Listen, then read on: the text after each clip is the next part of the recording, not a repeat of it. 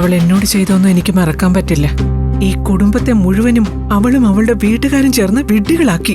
ഞങ്ങളുടെ മോക്ക് ആ വീട്ടിൽ ഒരിക്കലും ഒരു സ്വസ്ഥതയും ഉണ്ടായിട്ടില്ല സാറേ. ഭർത്താവെന്ന് പറയുന്ന ആനന്ദ് ഏതൊക്കെ രീതിയിലോ അവളെ ഉപദ്രവിച്ചെന്ന് പറയാൻ പോലും പറ്റില്ല സാറേ. വീട്ടിലുള്ളവരെ എല്ലാം ഭക്ഷണം കഴിപ്പിക്കണം. അവരുടെ എച്ചിൽ പാത്രം എല്ലാം കഴുകി വെച്ചിട്ട് എന്റെ മോക്ക് ഇത്തിരി കഴിക്കാൻ കൊടുക്കും. നിങ്ങളൊക്കെ അവളോട് സംസാരിക്കുന്നുണ്ടെന്നും എനിക്കറിയാം. മീനിനോട് സംസാരിക്കുമ്പോൾ ദേവിക്ക് അല്പമെങ്കിലും ആശ്വാസം കിട്ടുമെങ്കിൽ കിട്ടട്ടെ എന്ന് കരുതിയിട്ട.